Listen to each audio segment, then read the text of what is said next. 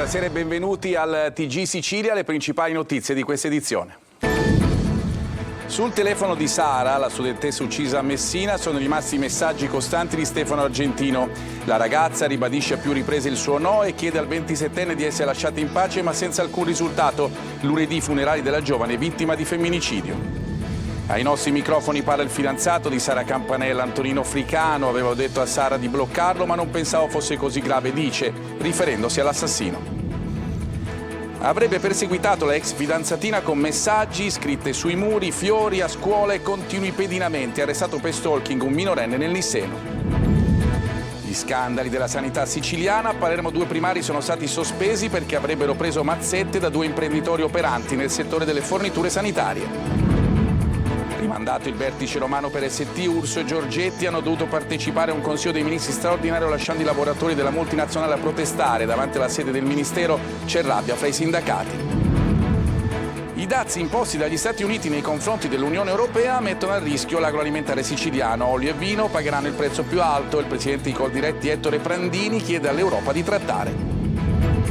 Calcio, il Catania quinto in classifica, domenica riceve l'Avellino capolista nel big match di giornata. Al Massimino si va verso il tutto esaurito, rossazzurri senza Luperini, costretto all'operazione, si spera nella convocazione di Inglese.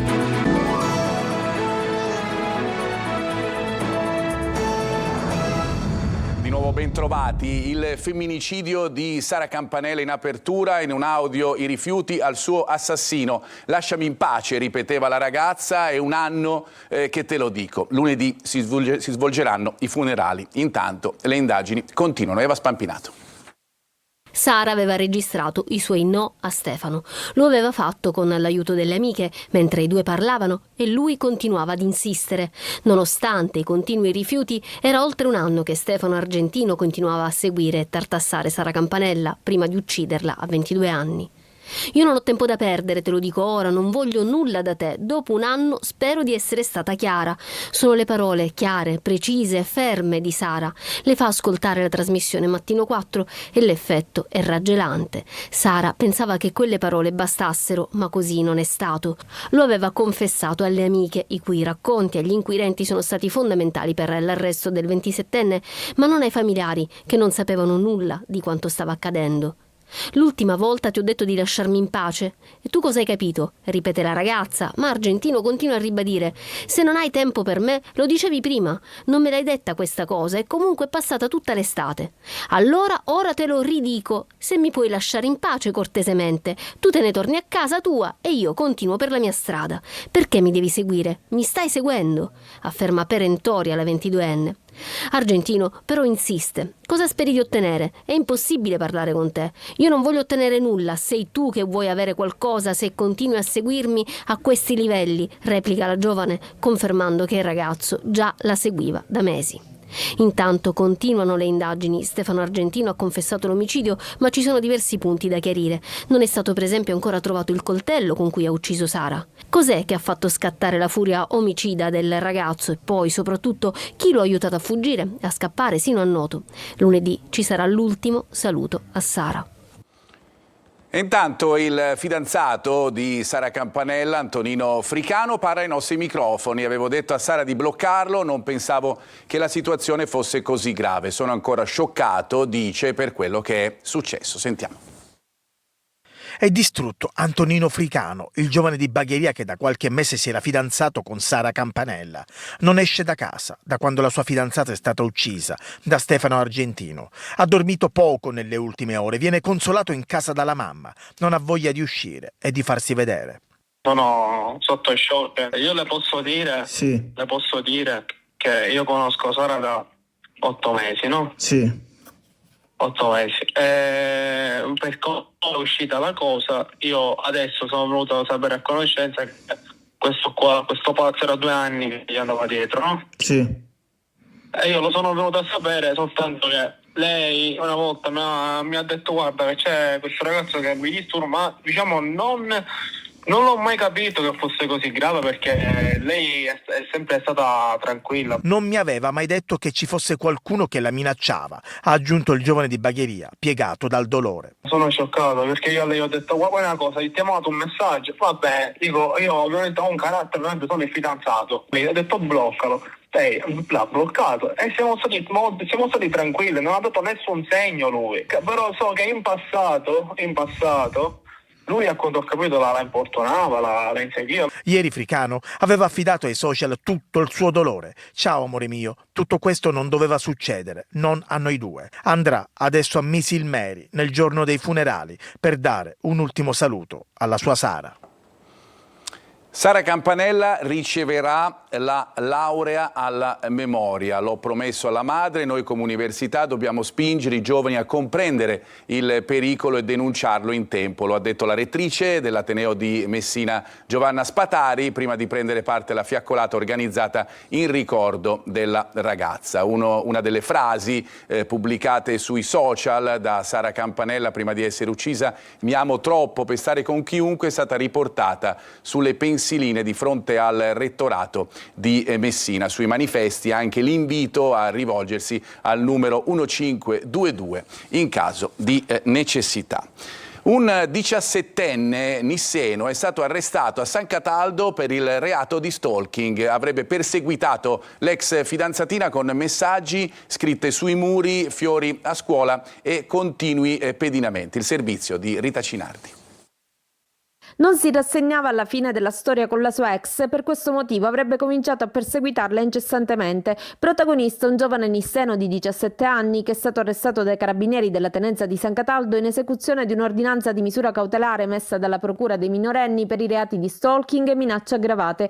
Vittima la sua ex fidanzatina, anche lei minorenne, residente a San Cataldo. Secondo quanto ricostruito sulla base della denuncia presentata dalla vittima e sentite varie testimonianze, il 17enne, che non accettava la fine della storia d'amore con la ragazza, ha cominciato a tempestarla di chiamate anche con numeri anonimi e messaggi inviati giorno e notte. Il giovane chiamava con insistenza anche i compagni di classe della ragazzina per sapere dove si trovasse e in un'occasione le aveva fatto recapitare un mazzo di fiori a scuola. Allo stesso tempo però avrebbe continuato a inviare messaggi in cui scriveva che se si fosse suicidato sarebbe stato solo colpa della ragazza e altri con insulti di ogni tipo. Il 17enne l'aveva seguita all'uscita della scuola e alla fermata degli autobus e dopo averle strappato il cellulare le aveva imposto anche di sedersi all'interno della villa comunale con lei. Infine aveva imbrattato un muro cittadino con scritte dedicate alla vittima. La ragazzina, ormai spaventata e in preda all'ansia per il ripetersi quotidiano di questi atteggiamenti, ha deciso di sporgere denuncia. Sempre nel Nisseno, a Milena, i carabinieri hanno arrestato un uomo di 70 anni che aveva inseguito la moglie minacciandola di morte con un coltello.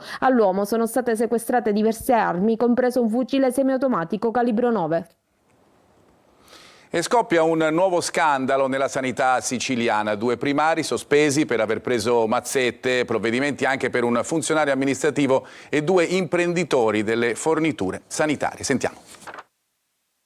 C'è una nuova inchiesta sulla sanità siciliana che adombra lo spettro di tangenti dietro le forniture ad almeno 2 grandi reparti ospedalieri di Palermo. La squadra mobile su delega della procura ha notificato una serie di misure cautelari e interdittive a 2 medici, Giuseppe Migliore, 50 anni, cardiochirurgo dell'ospedale Villa Sofia, e Francesco Talarico, 70, chirurgo vascolare emodinamista, oggi in pensione ma con una consulenza all'ospedale civico. Avrebbero preso mazzette da 2 imprenditori nel settore delle forniture sanitarie per indirizzare verso i loro prodotti gli acquisti. Giovanni e Carmen Sorrentino, di 56 e 52 anni, anche loro destinatari della sospensione dall'attività. Il tramite sarebbe stato il funzionario amministrativo del civico Giuseppe Salamone, di 61 anni. Per il medico Talarico, i 2 imprenditori e il funzionario amministrativo, il GIP ha disposto l'obbligo di presentazione alla polizia giudiziaria. A Talarico, come al collega Migliore e al funzionario amministrativo, è stata imposta la sospensione dai pubblici uffici. Per gli imprenditori il GIP ha deciso invece il divieto di ricoprire ruoli direttivi e di contrattare con la pubblica amministrazione per 1 anno. Ci sarebbe stato un patto corruttivo fra gli imprenditori, il funzionario amministrativo e i 2 medici su gare per la fornitura delle aziende sanitarie negli ospedali della Sicilia occidentale. La vicenda è nota da inizio marzo e i PM avevano chiesto l'arresto, ma dopo aver ascoltato gli indagati il GIP ha deciso per misure più blande. Lo scandalo dei referti istologici all'ASP di Trapani, accertati almeno 20 nuovi casi gravissimi tra i 356 monitorati dopo le ispezioni di Regione e Ministero della Salute. Laura Spanò. Ci sarebbero almeno una ventina di nuovi casi gravissimi tra i 356 pazienti che hanno ricevuto l'esame istologico, spesso con mesi di ritardo, e non è da biasimare che ormai molti pazienti della provincia di Trapani preferiscono rivolgersi a Palermo, a Catania o Milano. Il caso della professoressa Maria Cristina Gallo dunque non è un caso isolato. Ora il compito più difficile è a chi spetta raccogliere il dolore e la disillusione di queste persone. Se lo stanno chiedendo i medici che in queste settimane stanno prendendo in carico diversi pazienti che hanno ricevuto gli istologici in ritardo, e almeno nell'80% dei casi si tratta di pazienti arrivati con diagnosi tardive. Il timore ora è quello che non ci sia più nulla da fare perché già in metastasi. Questi medici hanno di fronte persone molto provate. Alcuni pazienti valutano la possibilità di una class action, hanno preso contatto con un avvocato, altri studi legali sponsorizzano i loro servizi sui social offrendo assistenza per ottenere un risarcimento. Bisogna fare i conti anche con la necessità di spiegare ad alcuni di questi pazienti che hanno appena scoperto di avere un tumore della possibile correlazione tra la percentuale di sopravvivenza e la diagnosi precoce, cioè rispondere alla domanda che molti fanno: ma se avessi avuto la diagnosi 12 mesi fa, la situazione sarebbe stata diversa? Difficile per chiunque rispondere. Intanto a Trapani rimane un solo centro che si occupa di radioterapia a Mazara del Vallo, mentre fino a 10 mesi fa era attivata una convenzione con la clinica Santa Teresa di Bagheria, chiusa il 16 luglio 2024.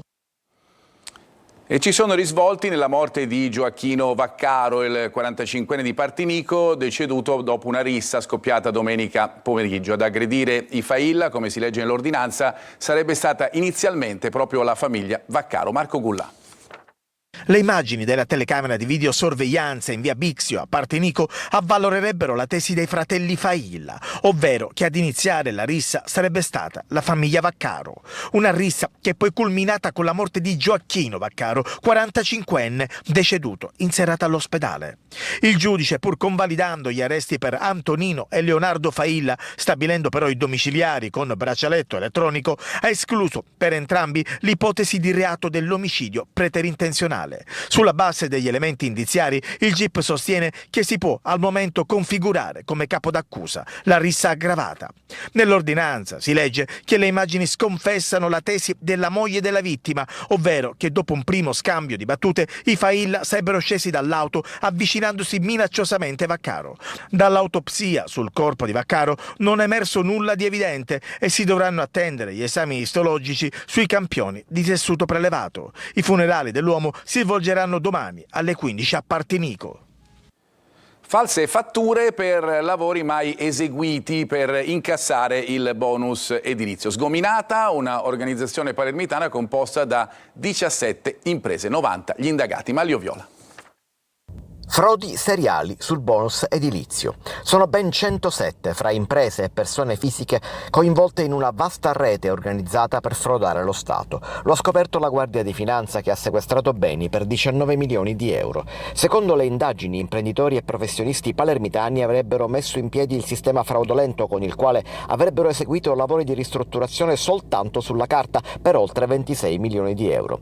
Il meccanismo utilizzato sarebbe stato ripetuto più volte. Le società coinvolte mettevano fatture per operazioni inesistenti verso clienti privati per lavori in realtà mai eseguiti, ma applicando lo sconto in fattura. In questo modo veniva generato credito d'imposta fittizio utilizzabile in detrazione o più probabilmente cedibile a terzi. Il credito veniva infatti poi ceduto a intermediari finanziari e quindi veniva monetizzato. I soldi ottenuti venivano poi inviati tramite bonifici sui conti correnti personali o venivano utilizzati per contante o ancora per la sottoscrizione di buoni fruttiferi postali, per l'acquisto di oro, di beni mobili e immobili e persino in criptovalute. Le persone indagate sono 90, 17 le imprese. 7 sono i presunti componenti dell'associazione, mentre altri 83 sono accusati di emissione di fatture per operazioni inesistenti e truffa aggravata. Alcuni fra i titolari delle imprese inoltre sono indagati a vario titolo per dichiarazioni fraudolente, dichiarazioni infedele, omessa dichiarazione, autoriciclaggio, riciclaggio e trasferimento fraudolento di beni. Rinviato a Roma il vertice sul futuro della ST Microelectronics con Urso e Giorgetti che hanno dovuto partecipare a un Consiglio dei Ministri straordinario lasciando i lavoratori della multinazionale a protestare davanti alla sede del Ministero. Fissato un nuovo vertice ma c'è rabbia tra i sindacati. Orazio Longo.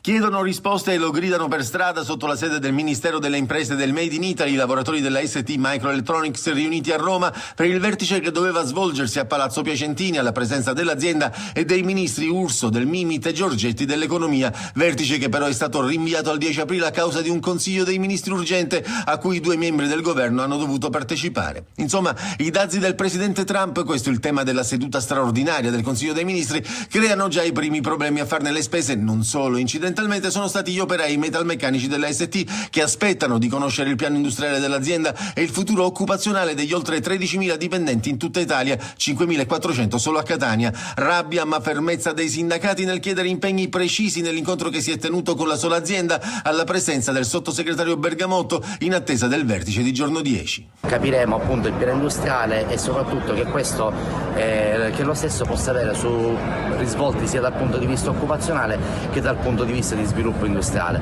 Ovviamente abbiamo chiesto all'azienda che questa rimanga e sia l'unica sede su cui dare delle informazioni. Un'occasione sprecata e un'assenza istituzionale che pesa come un macigno, dice la CGIL. ST è un'azienda strategica per il futuro industriale del paese e non può pensare di ridurre il perimetro occupazionale mentre riceve ingenti risorse pubbliche, dice Carmelo De Caudo. Ci aspettiamo risposte concrete il 10 aprile, gli fa eco la Wilm. Il governo deve dare delle risposte precise su quanti investimenti verranno fatti. Replica al question time dalla Camera il senatore Magni.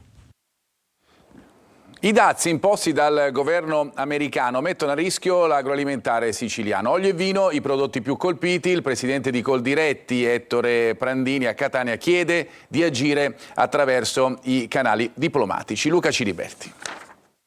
I dazi al 20% su tutti i prodotti agroalimentari made in Italy porteranno a un rincaro da 1,6 miliardi per i consumatori americani, con un calo delle vendite che danneggerà le imprese italiane, oltre a incrementare il fenomeno dell'Italian sounding. Le prime stime sono di Coldiretti. Svimez, che studia lo sviluppo del Mezzogiorno, ha calcolato che essere penalizzata potrebbe essere una fetta consistente dell'export agroalimentare, in particolare uno dei prodotti simbolo del Made in Italy, il vino. Ovviamente una bottiglia di vino venduta oggi da un'azienda siciliana negli Stati Uniti, prezzo di partenza diciamo intorno ai 10 euro, finisce sulle tavole della ristorazione intorno ai $50. Questo ovviamente oggi ha questo posizionamento, domani avrà un posizionamento che verrà aumentato del 20%, che produrrà ovviamente anche un salto di target sul consumo, quindi è immaginabile ovviamente una contrazione dei consumi. Al calo delle vendite va poi aggiunto il danno in termini di deprezzamento delle produzioni da calcolare filiera per filiera legato all'eccesso di offerta senza sbocchi in altri mercati. Penso a nuove risorse per l'internazionalizzazione. Non esistono solo gli Stati Uniti, per quanto sia un mercato importante, il secondo per importanza a livello globale,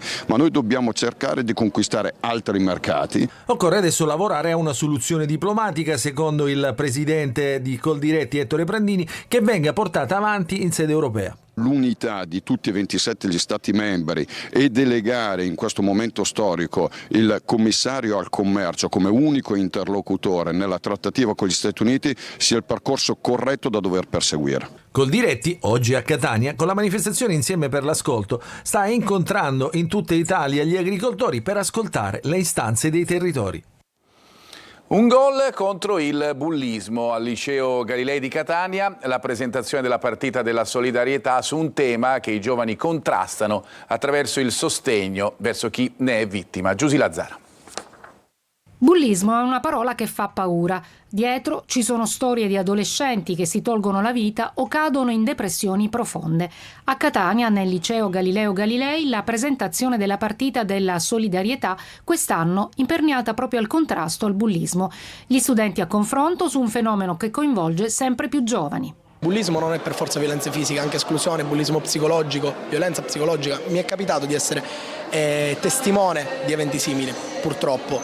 Il mio consiglio, quello che ho sempre dato, è non ti preoccupare, parlane, stai con noi, includere. Alta l'attenzione anche a scuola. Ci preme tanto trasmettere valori ai ragazzi, è quello della solidarietà, ovvero quello di aiutare chi è in difficoltà, è quello di contrastare il cyberbullismo, soprattutto appunto i compagni cyberbullizzati, è fondamentale. Incessante il lavoro della polizia postale, che interviene sempre più spesso dopo le denunce.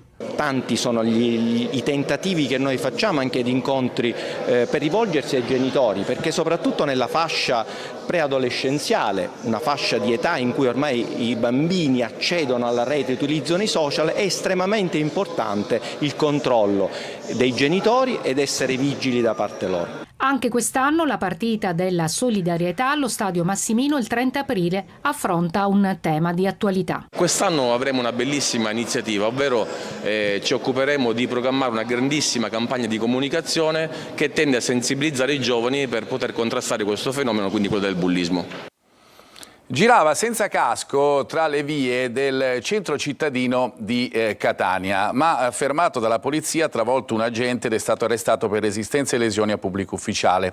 Nonostante l'ALT intimato dal poliziotto, l'uomo ha assunto un atteggiamento di sfida, facendo prima finta di fermarsi per poi accelerare bruscamente e darsi alla fuga. Il poliziotto ha tentato di bloccarlo, ma è stato travolto dal motociclo, ferendosi una mano. Il giovane ha perso il controllo del mezzo, schiantandosi contro 2 autovetture di servizio e poi ha provato a fuggire a piedi, ma ancora una volta è stato subito raggiunto e bloccato dallo stesso poliziotto ferito. Noi ci fermiamo adesso, fra poco lo sport.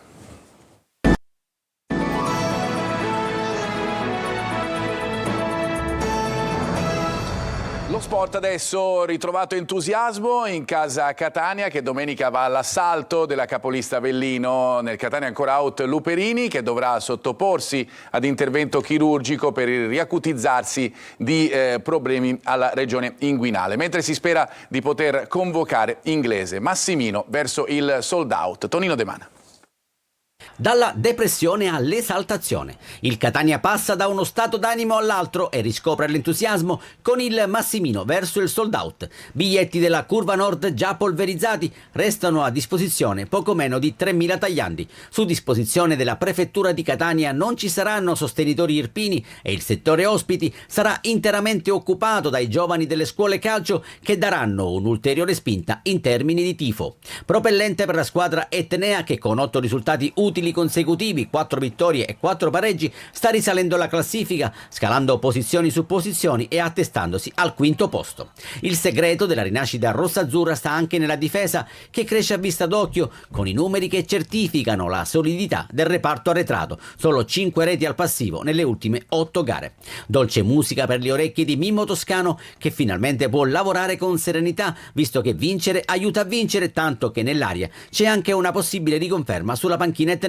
Convinzione e autostima sono le parole d'ordine in casa rossaazzurra, clima più disteso anche in allenamento, a testimonianza che il gruppo sta bene fisicamente e mentalmente. Contro gli irpini al Partenio Lombardi finì 2-2, tornerà al suo posto Di Gennaro, che ha scontato un turno di squalifica e potrebbe rivedersi Inglese, out a causa di un infortunio dal 16 febbraio scorso. Il rientro del bomber pugliese dovrà essere gestito anche in considerazione dell'appendice dei playoff. Di sicuro il giocatore è carico e motivato, sarà Toscano nella seduta di rifinitura prevista sabato a sciogliere le riserve. Adesso altra piccola pausa per noi, ci ritroviamo fra poco.